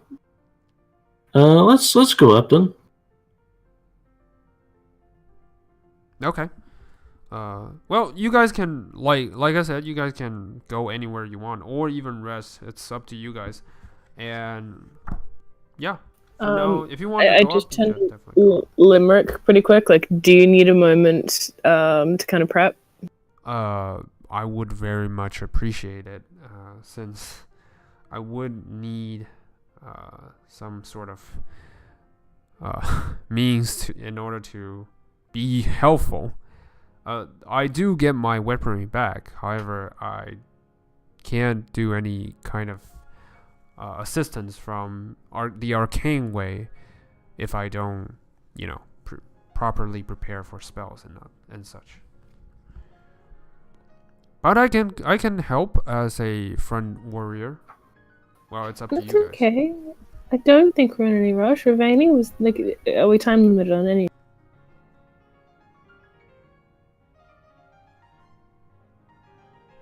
Ravani? I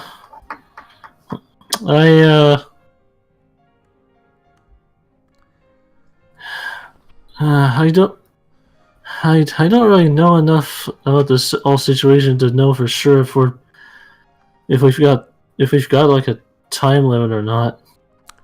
Howden just walks from the back and says, "Oh, don't worry. It's been like quite a few weeks. It's waiting for some time over. It's no rush. Besides, what else can happen? I mean, she already got the gemstone. If she is powerful enough, she might have already cracked, the gemstone and get full control of it.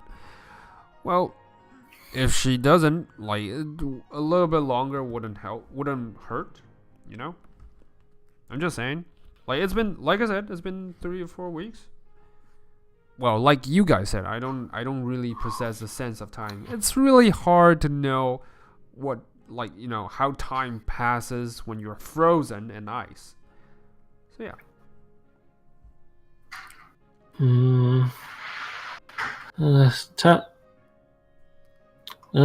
Tally, Limerick, what do you two think? Limerick just says, I can do whatever you wish. Like, I'm here to help. I'm just pointing out that I can't be really helpful if I don't have my spells. But like I said, I can still serve as a frontliner. That is also my part of my training. So yeah. I'm happy to wait. I think an extra half hour at this rate isn't going to make much of a difference.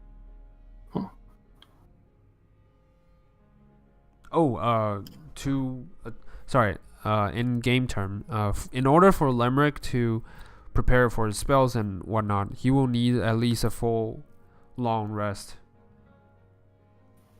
Okay. Yeah. Are we safe? Are we safe here? 8 hours is okay too. Yeah. For now, Harlan can keep you guys safe. Like, he is a really powerful warrior and king in his past, and he is now a really powerful phantom in his state. So yeah, as long as the cloaked figure doesn't show up and just murder you guys, you know, at your sleep, you guys should be fine. Cool. Right, right there. Yeah, I do. I would sort of take a while to mention that cloak, that other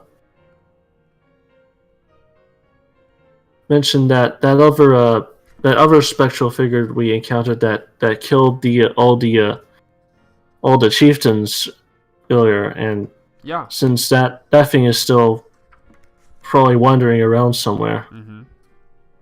It certainly is. Yeah. Yeah, I would mention that to Haraldin as well. Harlan thinks for a moment and is like, it feels like this curse of a fusion. I'm no practitioner in magic. Perhaps Limerick will know better. Limerick just kind of thinks. And it's like, because you guys, I don't think you guys have ever told him about, you know, Flash and your friends about the Black Mist, did you? I don't think it ever came up. Yeah. You would assume that he knows. Well, from your standpoint, you would assume that when he fused with, when you reunite his soul with Sentinel, he would know. However, this part seemed to have slipped his mind. Like I said before, the reunion of the soul doesn't fully, you know, compares memories. You know, the memory doesn't just copy over. A large chunk of it kind of lost in that. However, when you mention that, Limerick does seem to have a certain degree of knowledge. Let's see how far of a knowledge does he know. Okay, he knows quite a lot. He will say to you guys and says, this, like what Haraldin just said, sounds a lot like a curse of a curse and a dark blessing depends on the way. If it sounded like your friend was used as a vessel and kind of transformed and binded in a way with this Flash person you guys mentioned. And I think the ritual is not yet completed because from what you suggested, he was injured by your magical, arcane blast, and this, when in mist form, shouldn't have happened. this sounded a lot like vampirism, I would say. However, not a fully completed vampirism and not a traditional way of vampirism. It feels like someone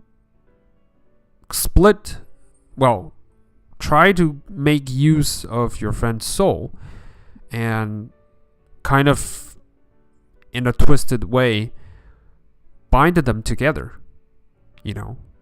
reforming, trying to create something more powerful from it. Yeah. What was your friend again? I mean, his power source. Was he a wizard that studies from the arcane knowledge, or was he a sorcerer? He had a patron. That's not a good sign. Limerick continues, says, did his patron disavow him? Because it sounds a lot like he did. The last I saw him, he was fine. I wouldn't really know. The last time I ever saw him was when we were escaping that drow prison a long time ago. We never saw him since. Yeah. Then, in the worst case scenario, someone taking the advantage of his patron being absent and altered the contract, I would believe. Someone altered the contract so obscenely, they binded a different soul, this Flash character encounter, as his patron, which is a twisted way. I don't know how someone could manage to do that, but I do know there are certain rituals that could achieve that. That's some freaky crap right there. Yes, and because of the vampirism as well as the ritual, if he completes his mist form, to return to a more solid physical body, he will granted this kind of a feature. I don't know how powerful it would be, but I recommend from certain scribes and knowledge that if someone ever go through this, they would went under a nemesis curse. So whoever was deemed their nemesis, will share the same pain they inflicted. So, in a basic term, if he deemed you guys as his nemesis, the heavier you hit him, the equal amount of damage you would receive. You know, I kind of feel like that's what happened. This is like a pain binder's curse. Yes. Well, that's annoying. Yes. Making him a really tenacious foe to defeat.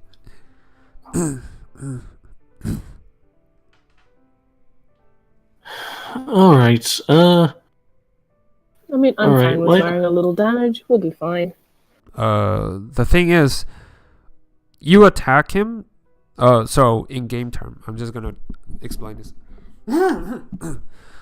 Since you guys have someone who did arcane knowledge so well, in game term, when you guys hit the fully completed form of Flash, you will receive the same amount of damage you dealt. But if he hits you, he will receive nothing. He will not gain any damage at all. This is what the curse is so obnoxious, because the heavier you hit, the closer you are towards your death. Awesome. Just Yeah. much dodging and much healing potions. This is going to be rough. Yeah. Right. Let's stand by for a bit then. Let Limerick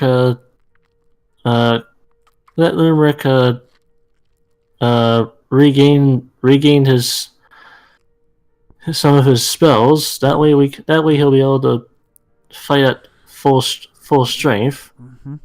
and then we can head out and start make our way towards the castle then. Mm-hmm.